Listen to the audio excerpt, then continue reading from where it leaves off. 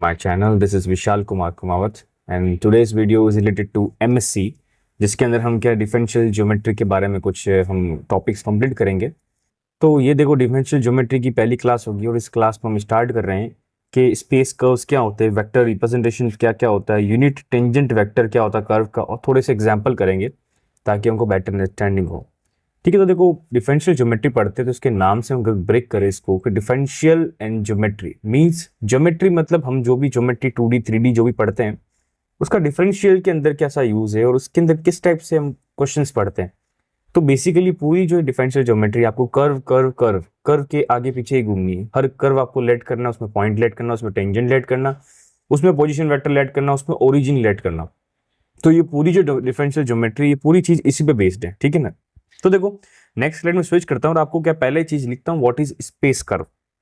अब देखो space curve पढ़ने से पहले आपको ये डेफिनेशन लिखने से पहले आपको ये समझा दूं स्पेस कर्व क्या होता है कि एक मैं कोई कर्व बना देता हूँ और ओरिजिन से उसमें एक लाइन कर देता हूँ। तो मैंने जो लाइन करी ना उस लाइन को हम क्या बोलते हैं, पोजीशन वेक्टर, जिसको हम आर वेक्टर बोलते हैं। ये जो आर वेक्टर है ना ये फिक्स होता है अपने ओरिजिन पे।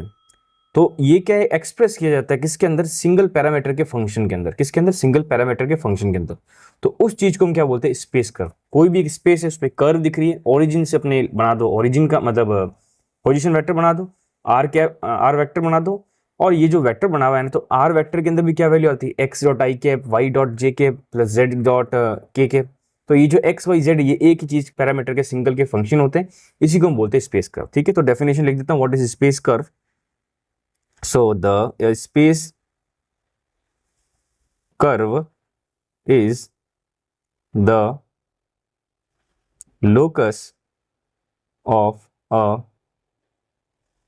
point vector r। ये r पॉइंट वेक्टर क्या है हमारे पास, वही वाला position vector with respect to a fixed curve. अब कर्व हमारे पास, कर्व तो पता ही है, कर्व की जगह कर्व से बेटर ये ओरिजिन ले देता हूं। ओरिजिन फिक्स होना चाहिए, which can may be expressed in as a function of single parameter। तो देखो डेफिनेशन यही है, मैं आपको ये कहना चाह रहा हूं कि एक स्पेस कर्व के अंदर कोई लोकस ऑफ पॉइंट मतलब जहां पर बनता है that vector r with respect to a fixed origin may be expressed as a function of single parameter। तो ये जब अगर इसकी जस्ट अभी नेक्स्ट जो कर रहे हैं हम टॉपिक्स में vector representation of space curve बोलते हैं। तो ये तो डेफिनेशन होगी बट अब इसका वेक्टर रिप्रेजेंटेशन बताना पड़ेगा। तो व्हाट इज वेक्टर रिप्रेजेंटेशन। तो यहां पर जो ये हमारे पास आएगा नेक्स्ट टॉपिक, इसको बोलते हैं वेक्टर रिप्रेजेंटेशन ऑफ कर्व। अब वेक्टर रिप्रेजेंटेशन ऑफ कर्व मतलब जैसे मैं आपको डायग्राम बनाता हूं। लेट्स से एक ये कर्व है, ठीक है। Let's say this is O to A a curve, ठीक है। और हमारे पास यहां पर एक पॉइंट है विच इज लेट्स से यहाँ O नहीं करते, यहाँ A और B कर देता हूँ, यहाँ कर देता हूँ O, बिकॉज O तो ओरिजिन है। तो ये O क्या हमारे पास, ओरिजिन। A और B क्या एक कर्व है, ठीक है। अब इस कर्व से मैंने यहाँ O से एक बनाया एक कर्व पे पॉइंट, इस पॉइंट को मैंने पॉइंट दे दिया P। तो ये जो OP है ना, ये OP, इस OP को मैंने ऐसे वेक्टर देके और इसको बोल दिया R। तो ये जो OP है ना इसी को बोलते हैं position vector. So here OP is equal to R is equal to position vector. तो ये जो पोजीशन वेक्टर आर है ना, अब इसके कोऑर्डिनेट्स या इसको हम किस टाइप से लिख सकते हैं वेक्टर फॉर्म के अंदर। तो जब कोई भी हमारे पास पोजीशन वेक्टर होगा तो आर को हम ऐसे लिख देंगे x dot i cap, y dot j cap and k dot sorry z dot k cap. तो ये जो इक्वेशन हमारे पास है इस इक्वेशन को क्या बोलते हैं, इक्वेशन नहीं कह सकते इसको, एक तरह से हम पोजीशन वेक्टर बोलते हैं, जिसमें हमको जो आर है वेक्टर इसकी हमको तीनों वैल्यू पता चल रही है, एक्स कोऑर्डिनेट में क्या है, वाई कोऑर्डिनेट में क्या है और जेड कोऑर्डिनेट में क्या है। अब देखो जैसे ऊपर जो स्पेस कर्व की मैंने डेफिनेशन दी, उस स्पेस कर्व में ये लिखा हुआ लास्ट में that a fix point may be express in as a function of single parameters. तो इसका मतलब ये है कि हमारे पास ये एक्स वाई जेड है, where x Y z are function of same parameter. इस लाइन का मतलब क्या है, मतलब कि अगर मान लेते हैं जैसे हमारे पास आर के अंदर वेक्टर में दिया हुआ है, उसके बाद एक्स की वैल्यू टी के फंक्शन में दी हुई, वाई की वैल्यू भी टी के फंक्शन में दी हुई, जेड की वैल्यू भी टी के फंक्शन में दी हुई, तो ये तीनों अगर एक ही फंक्शन में होगी तभी उसको स्पेस कर्व हम बोलेंगे, ठीक है ना। इसका मतलब ये है कि जो एक्स वाई जेड ये तीनों एक ही फंक्शन में होने चाहिए। तो मैं एक लेट कर लेता हूं कि इसको कोई फंक्शन टी के अंदर कर लेता हूं, तो जो अगर मैं लेट करूंगा तो मैं आर वेक्टर को क्या ले सकता हूं, लेट से f1t, यहां मैं लिख दूंगा f2t, और यहां लिख दूंगा मैं f3t। ऐसे मैं लिख सकता हूं, मैंने बता दिया कि फंक्शन पहला है, ये फंक्शन सेकंड है, फंक्शन थ्री, क्योंकि ये जरूरी नहीं है कि तीनों फंक्शन बराबर हो या दो बराबर हो, तीनों अलग भी हो सकते हैं, पर हमको तो उससे मतलब नहीं, हमको ये पता है f1 f2 f3 कर दिया, बट फंक्शन सारे कौन से होंगे, एक ही सिंगल पैरामीटर, मतलब same parameter which is t। तो ये जब t क्या कर दिया, तो मैंने इस इक्वेशन को ऐसे लिख दिया। अब इस इक्वेशन को ऐसे लिख दिया तो मैं इसको और कैसे लिख सकता हूँ कि डायरेक्ट अगर मैं इसको लिखना चाहूँ that r vector is equal to function of t, because ये पूरा फंक्शन ऑफ टी है, तो r vector function of t हो जाएगा, ठीक है। तो ये चीज क्या होती है, अब f के बारे में क्या, हम f को एक और चीज क्या लिखते हैं, f is called as vector valued function of single variable t। So here f is called as single vector values,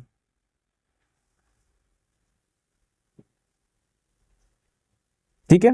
हालांकि ये क्वेश्चन नहीं पूछेंगे आपको एग्जाम में, आपको बस ये अंडरस्टैंड होना चाहिए कि जब स्पेस कर्व की बात करते हैं तो हम ये बात करते हैं कि हमारे पास जो एक्स वाई जेड के अंदर जो भी पोजीशन वेक्टर के आते हैं वो सब हमारे पास एक सिंगल पैरामीटर के होने चाहिए, और उस पैरामीटर को मैंने रिप्रेजेंटेशन में आपको बता दिया कि कैसे रिप्रेजेंट करते हैं, ठीक है। तो अगर एग्जाम के अंदर डायरेक्ट क्वेश्चन पूछ लिया जाए कि what is vector representation of a curve, तो आप ये डेफिनेशन डालोगे और ये सिंपल सा 2-3 इक्वेशन लिख दोगे ना, तो नंबर फुल है। तो यहाँ पर देखो हमारा जो आज का एजेंडा क्या था, हमने थोड़ा बहुत स्पेस कर्व के बारे में समझा, हमने वेक्टर रिप्रेजेंटेशन कंप्लीट कर दिया। अब हम करेंगे जो मेन टॉपिक हमारा क्या है, यूनिट टेंजेंट।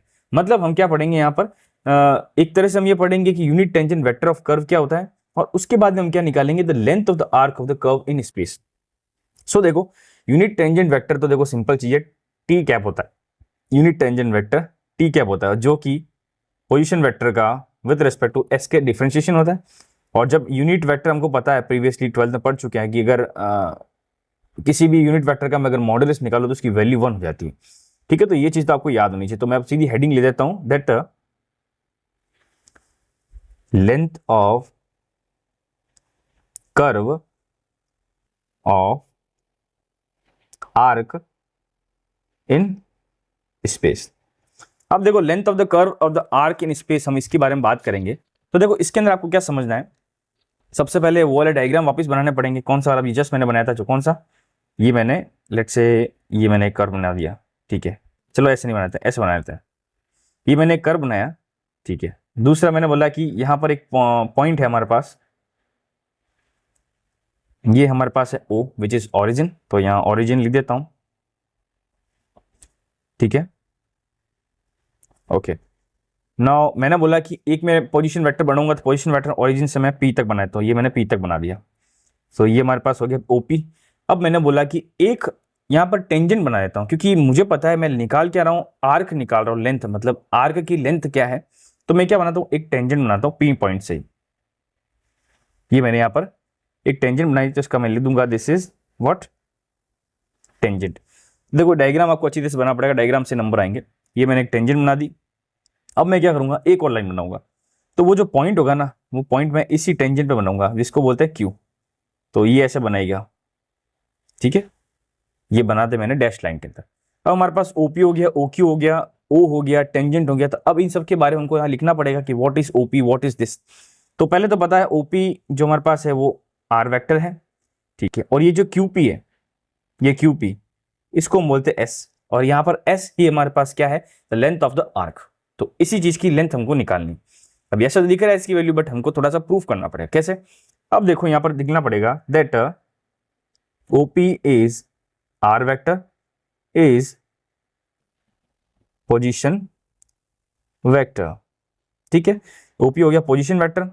अब यहां पर पोजीशन वेक्टर हो गया, तो इसके अंदर हम इसके बारे में आगे क्या लिख सकते हैं कि R वेक्टर को मैं क्या लिख सकता हूं, that is x dot i cap, y dot k cap, z dot sorry y dot j cap and z dot k cap.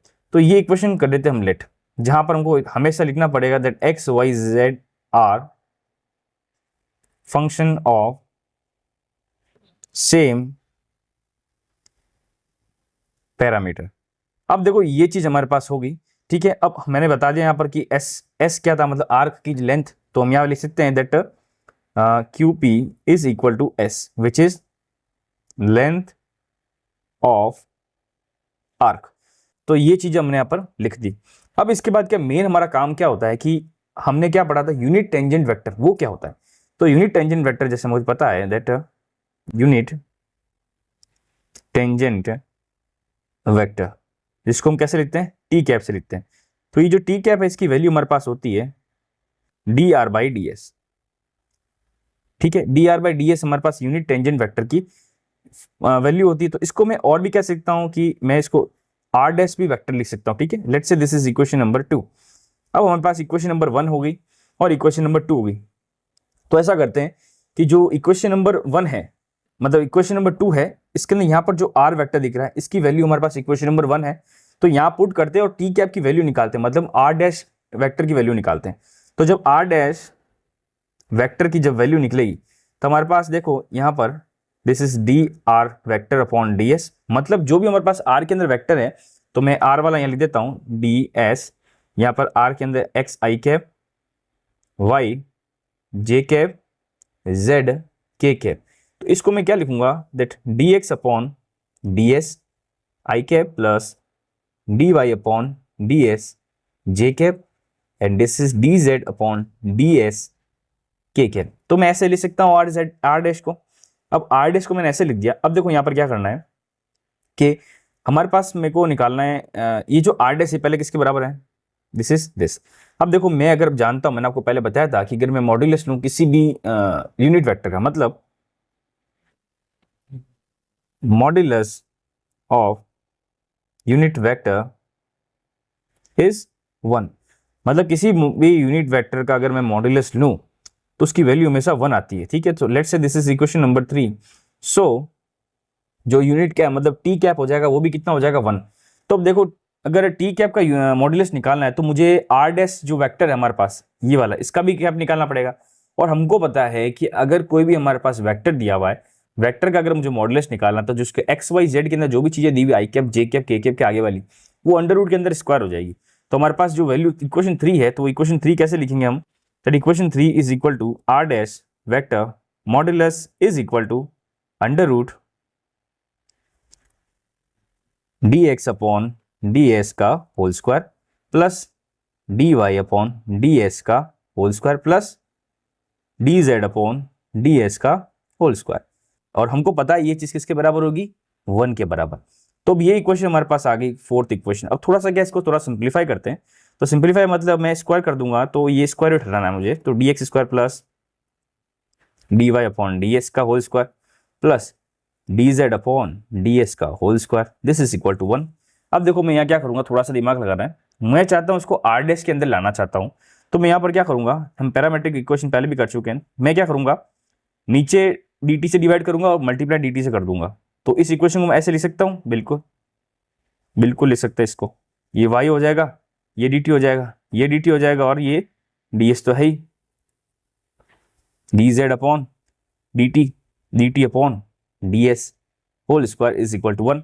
अब देखो ये इक्वेशन आई, तो इस इक्वेशन में हमारे पास dt अपॉन ds का होल स्क्वायर कॉमन आ रहा है, तो मैं सब में से क्या करूंगा, कॉमन बाहर ले लूंगा। तो हमारे पास रिजल्टेंट क्या हो जाएगा, dx अपॉन dt का whole square plus dy upon dt का whole square plus dz upon dt का whole square.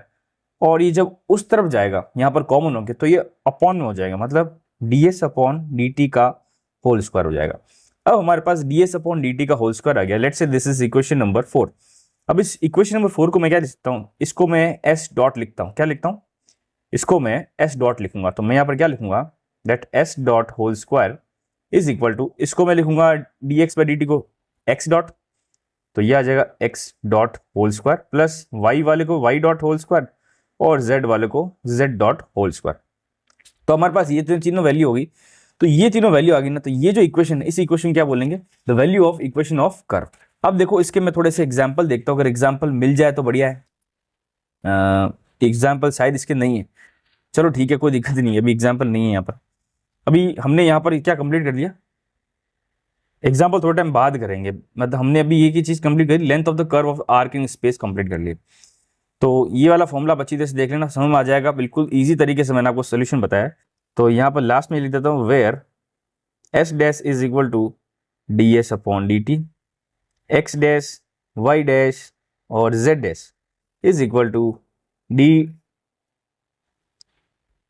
X Y Z upon D T. अब लगा देना अपने हिसाब से, समझ में आ जाएगा ना आपको एक्स डैश के बारे में वैल्यू क्या है।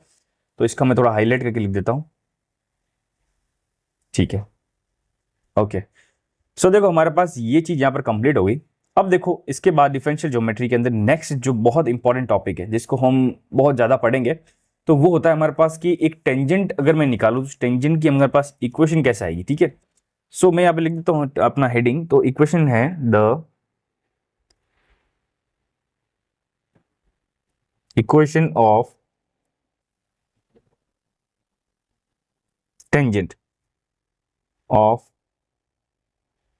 Curve in given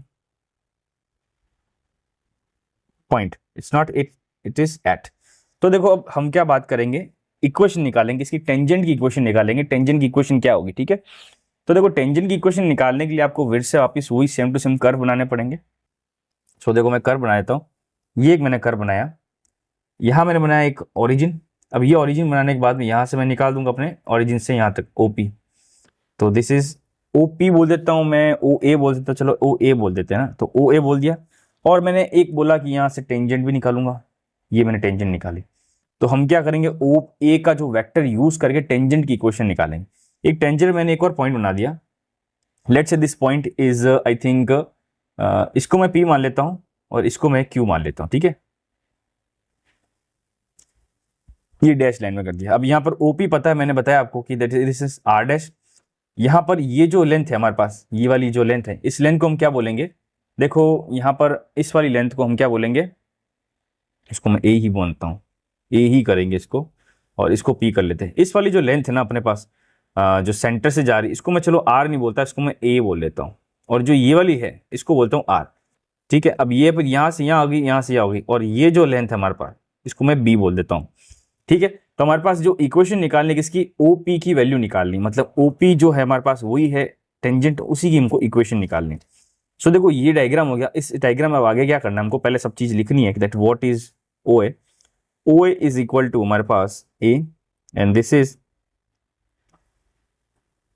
position vector of given point. मतलब ये जो ए है ना हमारे पास, ओ ए, ये वाला जो ए है हमारे पास, ये हमारे पास गिवन पॉइंट है। और p is like a general point, ठीक है। तो यहां पर लिख दूंगा that OP is equal to r and position vector of general point. तो ओपी हो गया हमारे पास जनरल पॉइंट, मतलब का पोजीशन वेक्टर हो गया, और ये चीज होगी। और ओ ए मतलब ए पी बोल सकता हूं मैं। और यहां पर बी क्या है, यहां पर देखो बी भी लिखा हुआ है, b is the parallel vector of tangent. कहने का मतलब है कि जो एपी है ना, हमको टेंजेंट की इक्वेशन कंप्लीट पता नहीं, बट ये पता है कि जो बी वेक्टर है ना, ये टेंजेंट के पैरेलल है। टेंजेंट के पैरेलल हमको समझ में आता है कि जब भी होता है उसके साथ लैम्डा मल्टीप्लाई कर लेते हैं। सो देखो इक्वेशन, अब देखो हम यहाँ वेक्टर से यूज करेंगे दैट। अब डायरेक्शन देखो आप, ये डायरेक्शन इधर जा रही है एपी का, नहीं ये वाली इधर जा रही है। तो यहाँ से O A plus A P is equal to O P आ रहा है, ठीक है। मतलब यहाँ पर O P is equal to, OP की वैल्यू किसके बराबर हो जाएगी हमारे पास, this is O A, OP is equal to O A plus A P. तो ये हमारे पास क्या होगी, हमारे पास इक्वेशन होगी। अब मैंने ऊपर सब बता दिया कि अपन ने किसको क्या लिखा है। तो ओपी को हमने क्या लिखा है, आर वेक्टर, ओ ए को लिखा हमने ए वेक्टर, और यहाँ पर ये जो बी है इसमें लैम्डा बी करूंगा। बिकॉज लैम्डा बी इसलिए कर रहा हूँ कि ये बी जो वेक्टर, ये कंप्लीट टेंजेंट की एकदम एग्जैक्ट इक्वेशन नहीं है। ये मैंने आपको क्या बताया, पैरेलल इक्वेशन बताई, पैरेलल जो हमारे पास वेक्टर है। तो पैरेलल वेक्टर में जब भी हम इसमें चेंज करेंगे तो आगे लैम्डा मल्टीप्लाई करनी, हमको पता नहीं लैम्डा की वैल्यू क्या है, इसलिए मैंने यहाँ पर लैम्डा लिख दिया।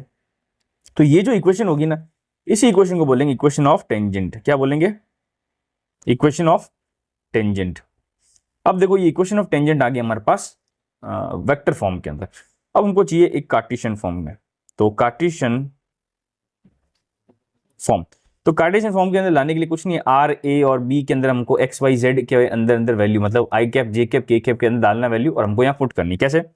देखो, we know that r cap is equal to x I cap y J cap z के कैप, ये हमको चीज पता है। फिर बाद में the value of a is equal to A one i cap a two z cap a three k cap, and lastly the b vector is equal to b1 I cap b2 j cap and b3 k cap।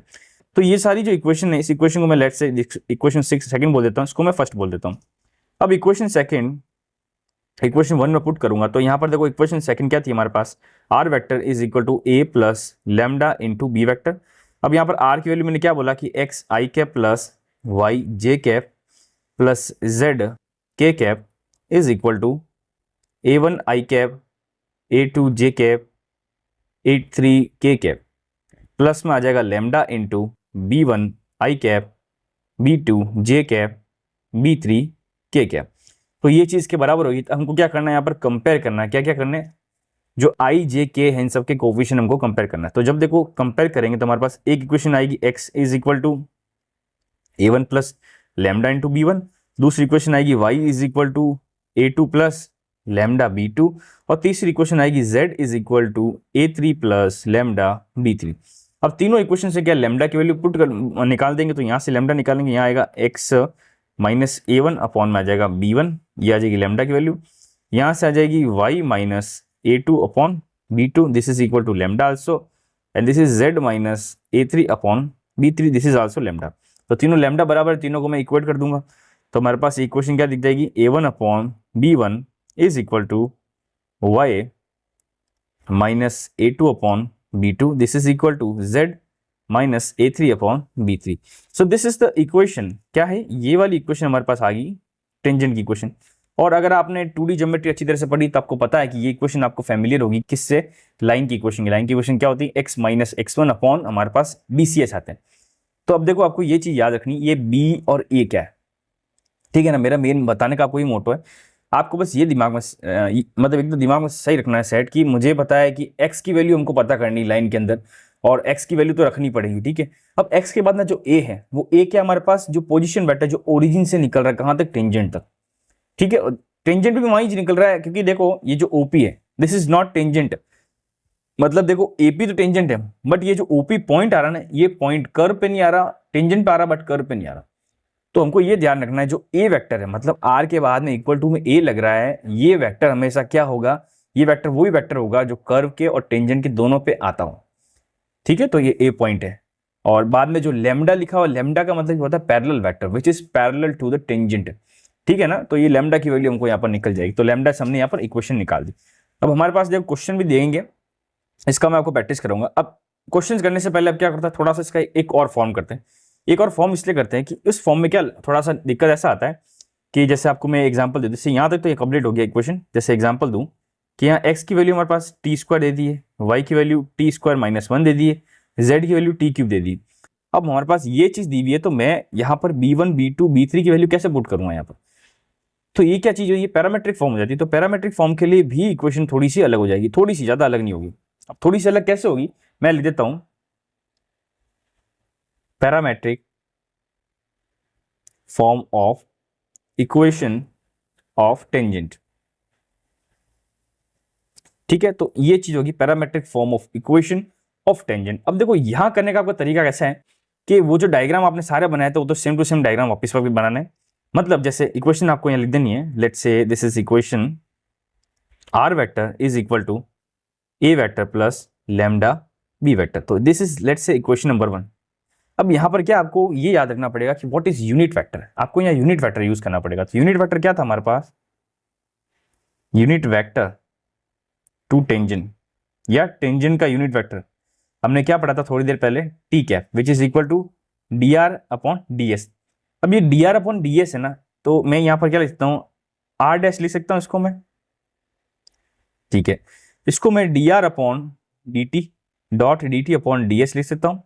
अब देखो ये D T upon D S है ना, ये हमारे पास क्या है, क्वांटिटी, स्केलर क्वांटिटी, तो इसको मैं कुछ भी लेट कर सकता हूँ, लेट से दिस इज लेट एम, तो ये d are by D t लिख सकता हूँ मैं ऐसे, m into dot d r, मतलब m is equal to, let m is equal to dt by ds, which means a scalar, क्योंकि स्केलर इसलिए मैंने इसको m लेट कर दिया constant.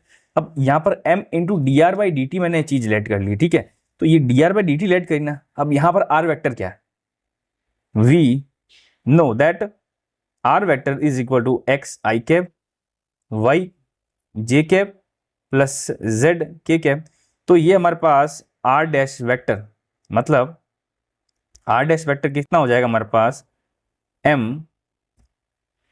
D R by d s. अब ये जो m d are by d s हो जाएगा चीज, इसको मैं क्या लिख दूंगा इक्वेट करके, m into D x upon D T. अब यहाँ डी एस नहीं है ना, यहाँ पर डी टी आ जाएगा, डी टी यहाँ आई कैप, ये ब्रैकेट में ले देता हूँ, और यहाँ पर आ जाएगा d Y by D t j cap plus D Z by D t k cap. अब देखो हमारे पास ये आर वेक्टर की वैल्यू कैसे आ गई, आर डैश के अंदर ये चीज वैल्यू आई, तो हमको यहाँ क्या चीज पुट करनी है, यहाँ पर ये जो वैल्यू आई ना, ये हमारे पास टी की वैल्यू आई। तो जो इक्वेशन 1 है ना, इक्वेशन वन क्या थोड़ी सी चेंज हो जाएगी, क्यों चेंज होगी, बिकॉज इसमें जो ये हमारे पास बी दिया हुआ टेंजेंट का, अब यहाँ अपन यूनिट टेंजेंट वेक्टर यूज कर रहे हैं, कौन सा, ये वाला, तो इसमें क्या हम नई इक्वेशन क्या लिखेंगे, that r is equal to a cap plus, यहाँ पर हम यूज करेंगे म्यू इंटू टी कैप।